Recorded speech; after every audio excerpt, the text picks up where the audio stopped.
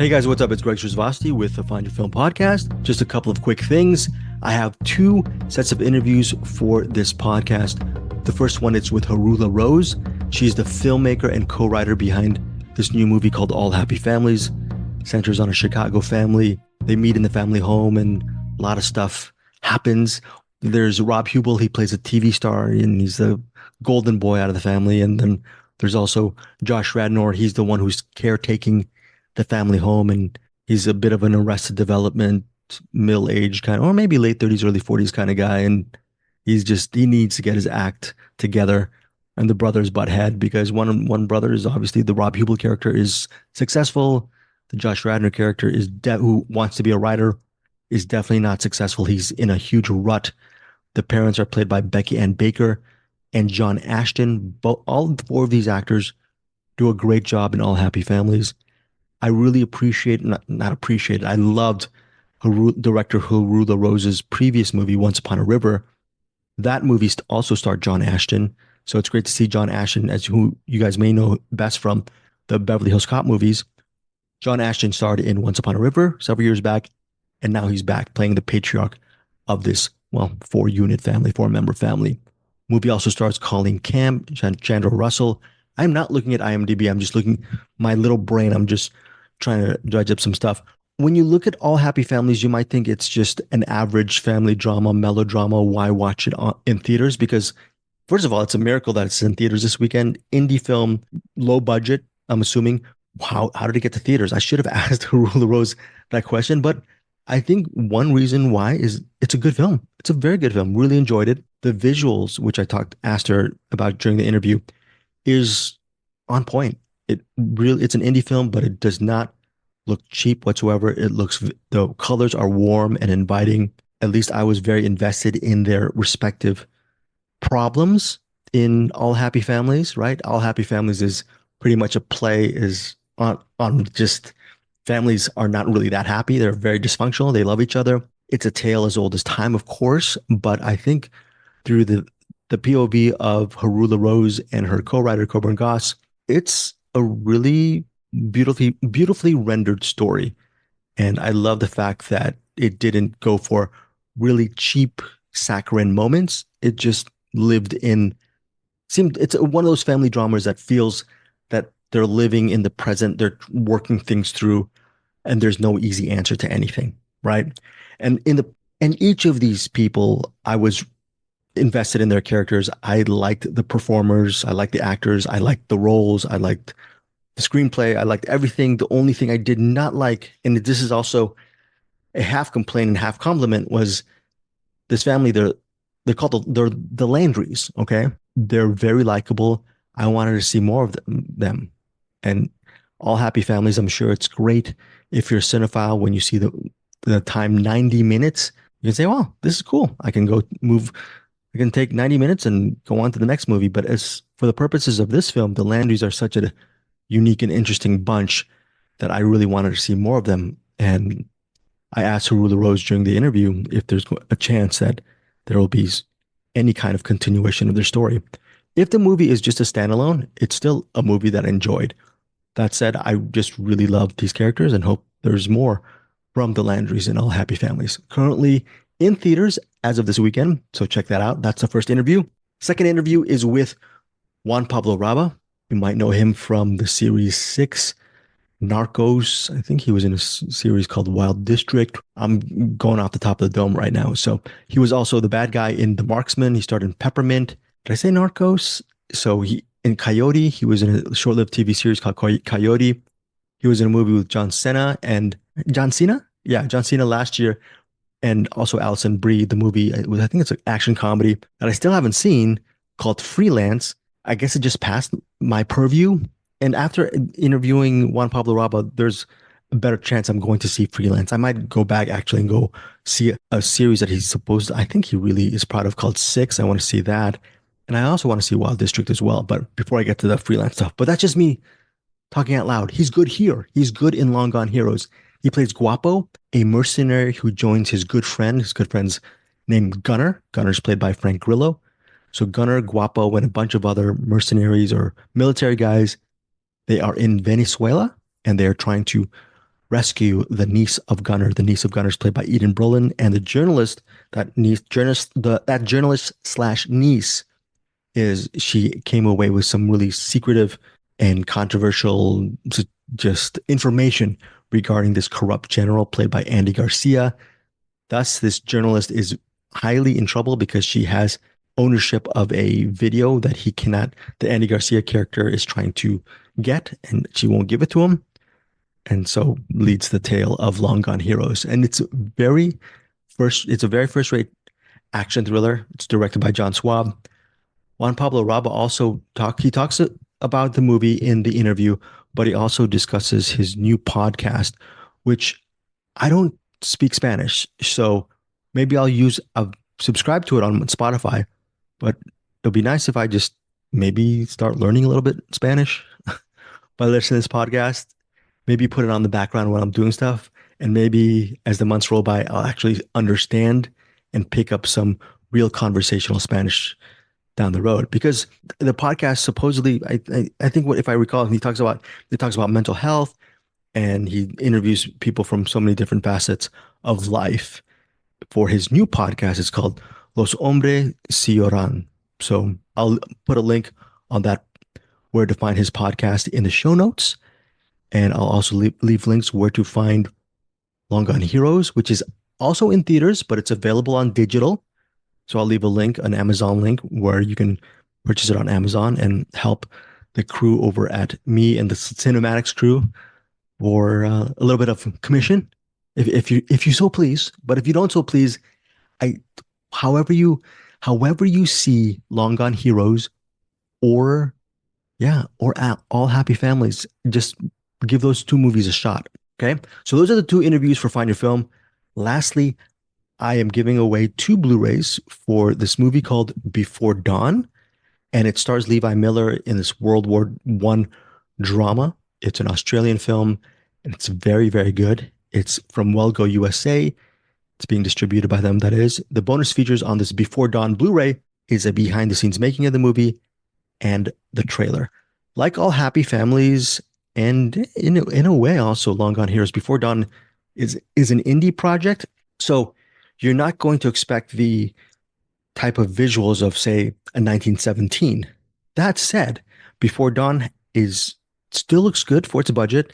There's a lot of trench warfare material in Before Dawn, and I ended up also liking this movie, or enjoying this film as well. So if you want to grab one of these Blu-rays, there's a good shot. Okay, all you need to do is check the show notes below on how to enter, and after that, you have 3 chances to enter, like 3 different entries, like follow my YouTube, subscribe to my Podbean account, my Podbean podcast website, etc.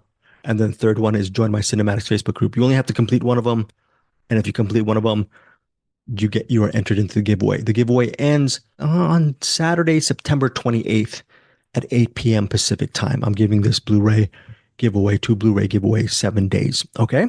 So on this Find Your Film podcast, I will be doing mainly interviews. This will be a house for the interviews that I do on a given week or a given day. And hopefully on a given week, I will be offering up digital codes and Blu-rays as well. Okay. Because I really love physical media, and hopefully people out there in the podverse, podcast universe, hopefully I'm reaching out to you as well out there. Hopefully, if you love physical media, please be part of this podcast, and maybe one of these Blu-rays or DVDs will get to you too. Lastly, Before Dawn, pre-lastly, these Before Dawn Blu-rays giveaways are only for US and Canada markets. Okay, only US and Canada, because this is a Region 1 code Blu-ray. I don't want to send to someone in, I don't know, China or Japan and screw them with a Region 1 code. That would be Region 1 Blu-ray. That would suck. Okay. So first up is my interview with Haroula Rose yes, I really love her previous film, Once Upon a River, but Haroula Rose, director and co-writer behind All Happy Families.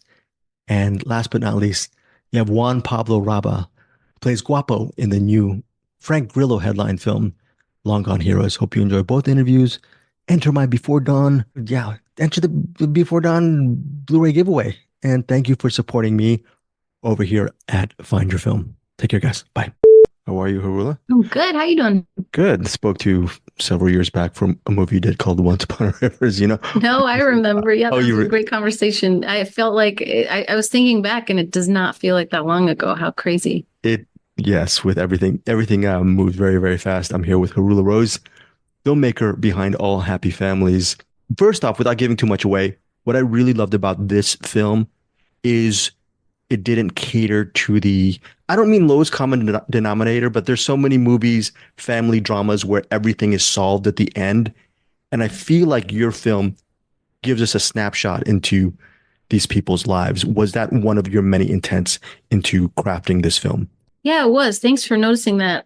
I just felt like Kobe and I, my co-writer, we didn't want it to feel false. Like everything feels subtle and they're amazing actors and performances. And it just felt like if we can just somehow make it feel real, like it's still grounded, maybe these people are on a journey, but they're really just at the beginning of it instead of having everything tied up in a neat bow. I mean, life is never really that way, or at least not in 90 minutes. Right. Can you talk about your locations for your film? I thought the house was really great, the neighborhoods. I thought you and your DP did a really good job at actually visualizing your film. Amazing. Thank you. Yeah, I obviously just there's some amazing, talented people who helped out a lot, like my DP and production designer. And I think the biggest challenge was making the most count for the low budget we had in terms of production design, because that house was basically bare. There was nothing in it.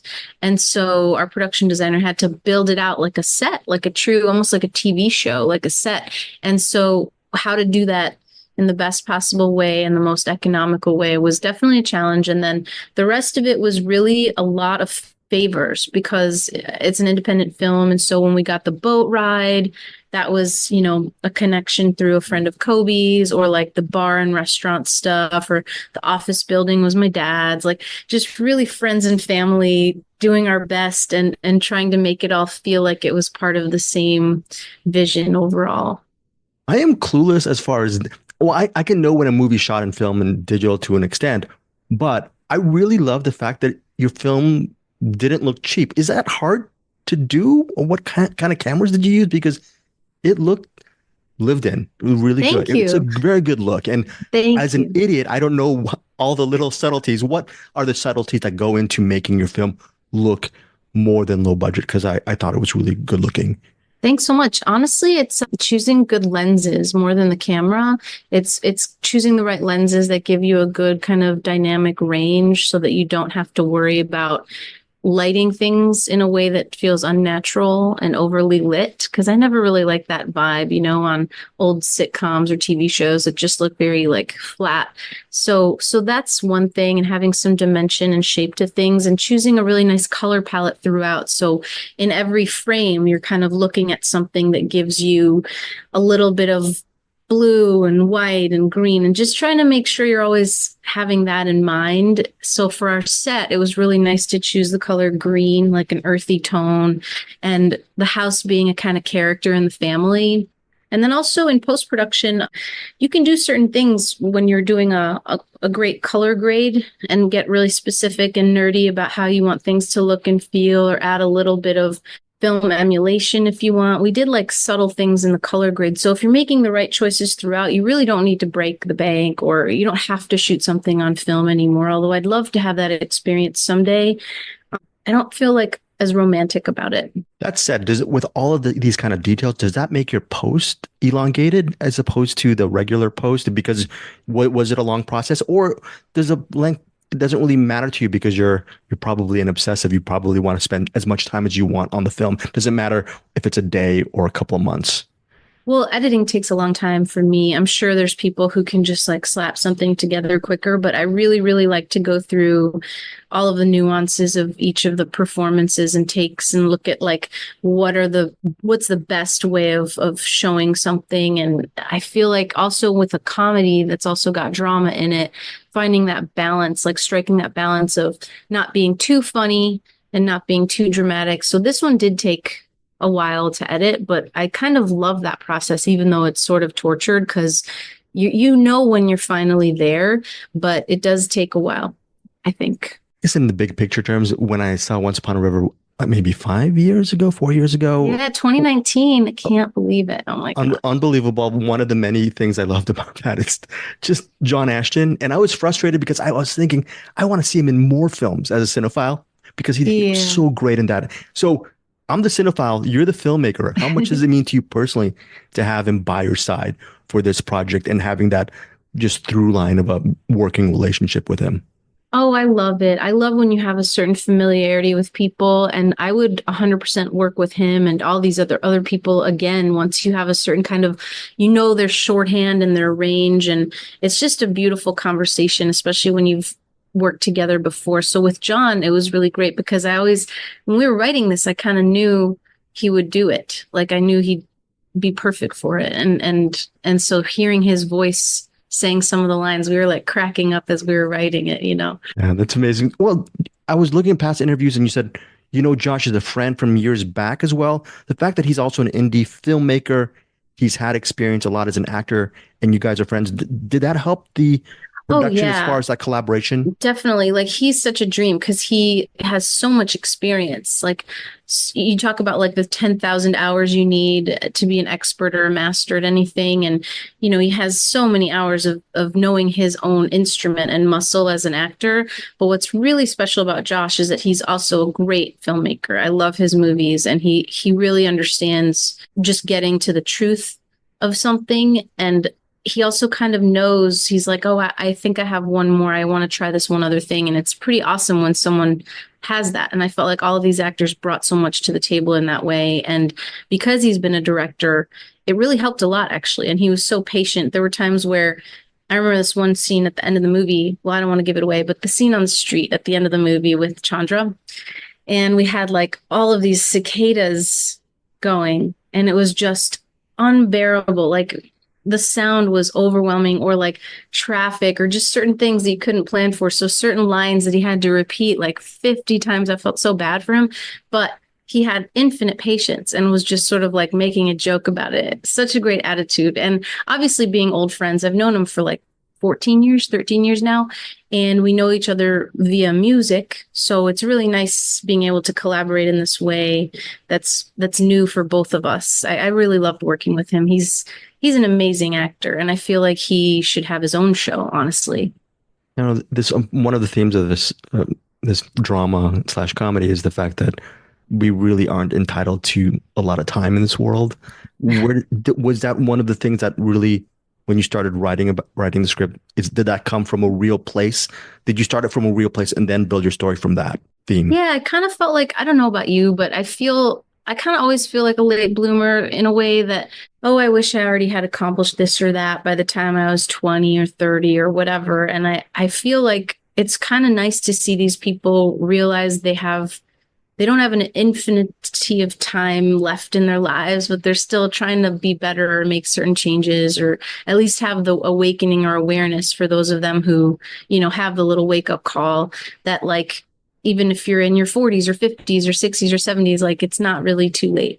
I've always wondered, for you as an accomplished musician, singer-songwriter as well, and a filmmaker, how does your workflow on a daily, how are you able to actually do both with this discipline? Is it as simple as having a really focused workflow on a day-to-day basis, or No, is it more free-flowing for you? I should be more disciplined, but I'm not. I should be. I want to be. I feel like when I have a project going, I'm like very focused, and definitely like, I'm a Taurus, so it's like the bull pushing a boulder up a hill or something. But I feel like in between things, I can sometimes get a little distracted or flounder or something like that. So right now I have these two projects that I really want to get off the ground that are both in early stages of development or pre-production.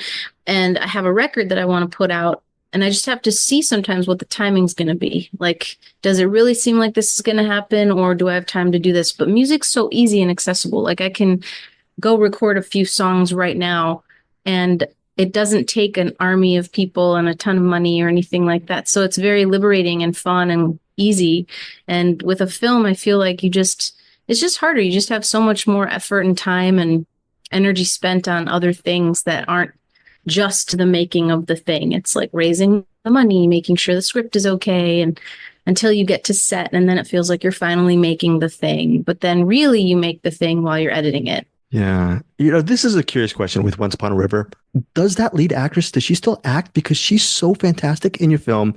And then I wanted to ask you, working within that indie world, do you ever get that delayed gratification with people who have just seen your film maybe a year ago or months ago, and they want to reach out to you and how much that movie means to them? Because it's such a personal work and it's really beautiful, beautiful film. You. Thank you so much. Yeah, Kennedy, she's incredible. She didn't end up focusing on acting full time. I think that because she's so young, she's probably going to live 9 lives like a cat or something. But she's doing great. She's got her own business, and I feel like she's someone who can do anything she wants. And I was always hoping for her to continue on that path, but I feel like she'll still be able to if she wants to, if she's moved to do so.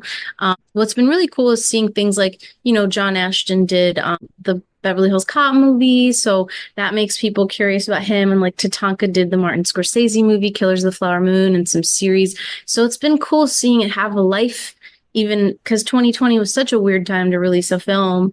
It's really nice to see it continue to blossom. It really is. And I think that was so personal for all of us. Gosh, that movie was like a miracle to make on all levels. So I'm really happy that it continues to move people. Last year, we had talked about doing an event with Bonnie Jo, the writer of the novel, at Kalamazoo College back in like 2020 or 2019. And it never happened. And then it finally happened maybe 8 months ago. And we got to go to Michigan together and have that moment to talk about it. And the whole theater was packed, and it was like hundreds of people. And it was really cool to see it still have that power or that impact and people showing up and stuff. I don't know, really special. Were you surprised by that event? Because that's one of these things. I was. Yeah, that must have meant a lot to you. Look, yeah, Michigan, like they love her, and it's like such a Michigan story. So I knew people were going to turn up, but I mean, it was really cool to see and how much people responded to it. And some people had seen it before and a lot of people hadn't. So that was really cool, especially because we had been wanting to do something together all those years ago. Yeah, look, with this latest film, All Happy Families, one of the things, it's snapshot, but I either in some form or another, I'd like to see you work with Colleen Camp again. I'd love to see their stories continue. I'm sure, is this just a standalone project, and are you excited about just working with this ensemble again in some form or the other? Because you have so many talented actors in your film. I know, this whole thing blew me away. Like I'm still just, I can't believe that we pulled it off, and with these people, and everyone was into it and excited. And I would love, love, love to have it continue its life if there was some way of turning it into a longer experience. It's come up before at some Q&As and stuff. We're like, oh, we want to know what happens to them. Is this going to be a show, or is there going to be another part to it? And I love that idea. I just don't know how, like, if it's right now in the cards, but if somebody wanted us to do it, I think we would. We had fun, all of us, like working together. It was a cool vibe for sure. Final couple of questions. First off, from these 2 films, from your own experience, what does it take to be a real leader as a director? What are the most important qualities that one must have as far as mounting a production and seeing it through the finish line? I think it takes this mix of being humble and making sure that everyone feels heard, and also having a clear vision of your own, but not being so attached to it that you're not open to other ideas too. I feel like it's this funny combination of really being determined and knowing exactly what you want, but also being malleable and open to things along the way. And I think in terms of getting a movie off the ground and finishing it, those things can seem insurmountable at the time. But now, having done that a few times, it feels a little bit easier. But there's always this moment at the very beginning where I feel like, oh, okay, here we go again, going for it, just almost like you have to coach yourself in a way. Yeah, my final question is, after watching All Happy Families, I'm going to tell my podcast audience to watch Once Upon a River. Both films, with different types of tones, are very personal and subtle. So that means cinema must mean a lot to you personally. I forgot what movie you mentioned years ago. I'm thinking maybe Walkabout or whatnot. But can you mention a movie that really struck you on a personal level that helped shape you as a person and what made it so unique? Yeah. There's so many, but I feel like there's one that I remember watching The Elephant Man when I was like 4 years old, and it like fully was a transformative experience. Like I didn't know movies could do that. And I remember seeing, opening night, the Cassavetes movie, sometime in my late teens and being like, what? And I remember Walkabout was up there too. And basically any Terrence Malick movie, especially like the earlier ones. But I feel like lots of movies can do that to you. And it's so special in your life, especially when you're younger, to have that experience and stumble into those things. You know, Battle of Algiers is one that I saw in my 20s when I was in film school, like at the beginning of film school. And that one also, I think might be like my favorite movie ever. Why? Because I'm a huge fan of Quemada Burn from Pontecorvo, but what makes it stand out for you? I've only seen it once. Yeah. So I've seen it 3 times. I try to like space it out so I don't obsess, and I don't like things to like lose their magic or something. But I feel like that one's very powerful because it acknowledges the fact that there's certain things that feel like they can't be won, you know, like you can try to beat violence with violence. That never works. And it kind of shows you the nuances of how it doesn't work. And also, more importantly, I like that it was a use of non-actors and actors in a way that felt really so real. And it was beautifully shot. And I don't know, it just like left a mark on me. Haroula, thank you so much for your time. I can't even imagine at 4 years old, were you able to process a little bit of The Elephant Man? Because oh my God, my niece is 8 and she's still watching Pixar, but at the behest of her parents, you know, God bless them. But I mean, I think I did. I think it really affected me, honestly. It was like so beautiful and traumatizing and heartbreaking, you know. I was just like, I couldn't even speak for days. My brother and sister older than me, so they like also love movies, and I got exposed to so many movies because, you know, my parents weren't like watching us 100% like a hawk all the time, so I got to see all these movies that I probably shouldn't have seen so young, but obviously they left a mark, and here I am making movies, you know. So okay, so thank you so much for your time. I really loved All Happy Families, so maybe we'll talk again in a couple of years. Oh my God, I hope so. That would be great. Okay, pleasure. Thank you so much. Thank you. Have a good day. Thanks for watching. All right, take care. Bye-bye. I'm with Juan Pablo Raba. Yes. And yes, sir. Long Gone Heroes. Really love this movie. Yeah, really. It's so intense. I was just thinking as a movie fan, all of the architectural maps, how you guys had to walk so many. It seems like it was just physically taxing, just the landscape of this film. Was that movie magic, or was it really physically grueling? I haven't watched it, so number one, I have no idea what you're talking about. Number two, all I can talk about is my part of the action, and it was intense. There is hardly any movie magic. Like, as I said, I haven't seen the post-production, but we shot on, real location. Like, we were in the jungle, we were in the bridges, we were in the streets, we were shooting, getting shot. Like, we were doing it all. It was, and we had to work at a fast pace. Like, this is still an independent film. Like, I don't know what the budget is. I'm sure it was a decent budget, but it's not a big action flick.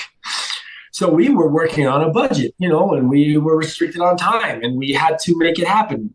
And kudos to John, because I think, and to our DP and Cox, who was also amazing, because I think they really, made this film look big from what I can see. When I see the trailer, I'm like, damn, this is a big film. No, this movie really, actually, so I've seen it. I think it works. And was a reason why you wanted to be part of this ensemble, this project, was because of John? Because if you look at his movies, he has a very distinct POV, and that's how I feel as a fan. But how about you? Well, that's exactly what I felt. So when they reached out, I happened to be in Colombia, which is my hometown, but I live in LA. I happened to be in Colombia for another project, and then a friend producer calls and says, like, hey, I'm doing a production service for an American film. They need a specific character. He needs to be, speak Spanish with a Venezuelan accent. He needs to speak English. He needs to have, know how to work his way around weapons and stuff. Like, dude, I've done all that. That's great. And he says, and I'm like, what's the character? He's like, well, I don't really know that much because it's changing, because they just finished shooting and they were shooting this initial film initially in Puerto Rico, but now they're going to shoot in Colombia. So the story's changing. I'm like, okay, let's do something. Tell me who's the cat, who's involved, right? And he's like, well, Frank Grillo, Bo Knapp, Andy Garcia. I'm like, okay, I like that already. I like Frank. I dig him. I like his martial art thing. He's a hard ass. That's cool. With director, he said, well, this guy John Swab. And I didn't know anything about John Swab. So I look him up, I see a couple of trailers. I'm like, this guy has an interesting vision. I want to know it. So we meet at night, and the next week we were shooting in Colombia.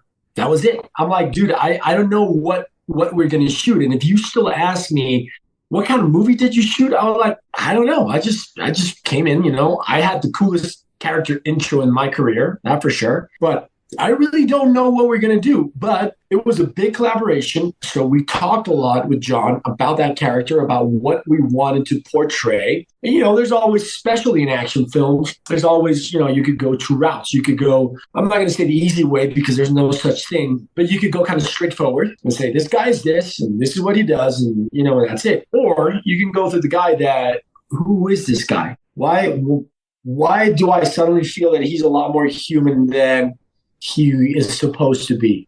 Why do I feel that actually there is something beneath, the hard ass or the cold blood killer, whatever it is?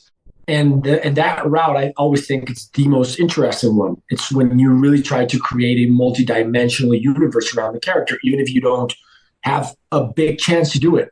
Juan, looking at your body of work, you're talking about the layers of your character. Do you think that's a passion of yours, finding the depth in each of your characters, no matter what the role? And does that spring from your own childhood of just traveling through so many places? And then I was listening to a recent podcast where you're talking about mountain biking, taking new challenges no matter what and not being complacent. Does that come from that adventurous spirit as a youth and you keeping that imagination going? Absolutely. Well, thank you so much for doing the research. That's really refreshing.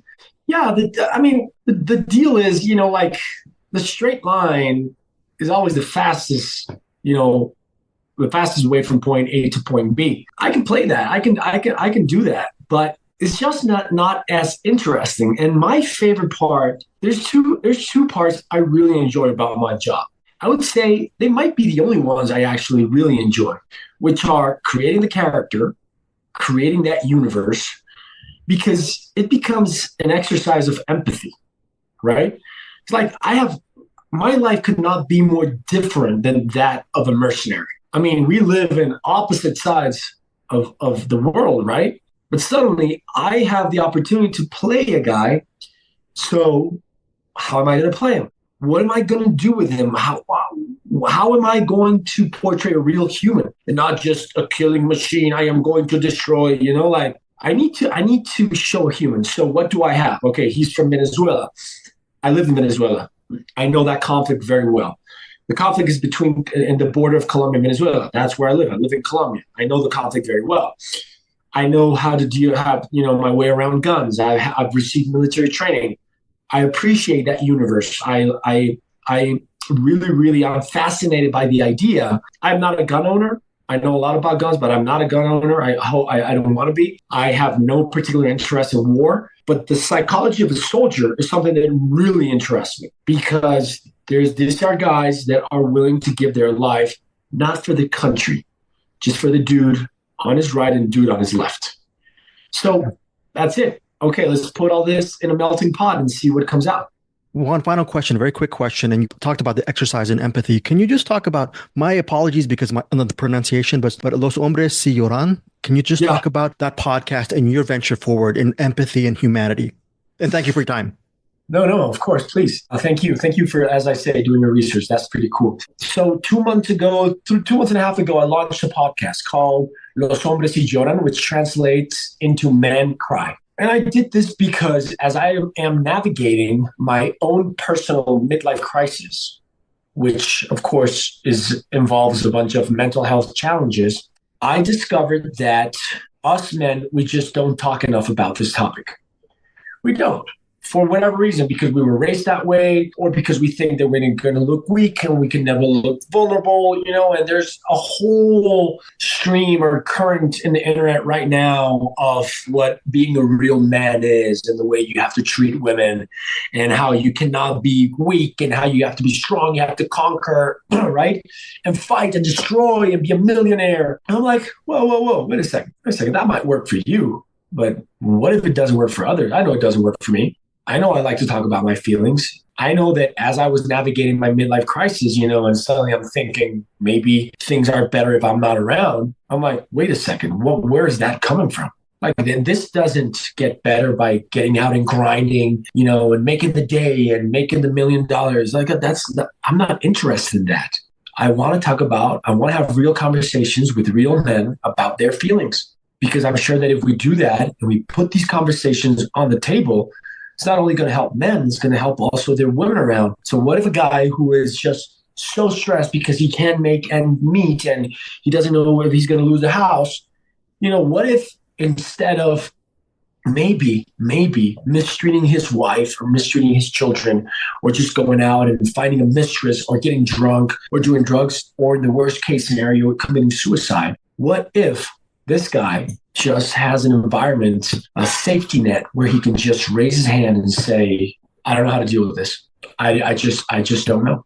Juan, thank you so much for your time. I've subscribed to the podcast. I love your film. Looking forward to interviewing you for the next one. Thank you, my man. I really appreciate it. Thank you. Pleasure. You take care.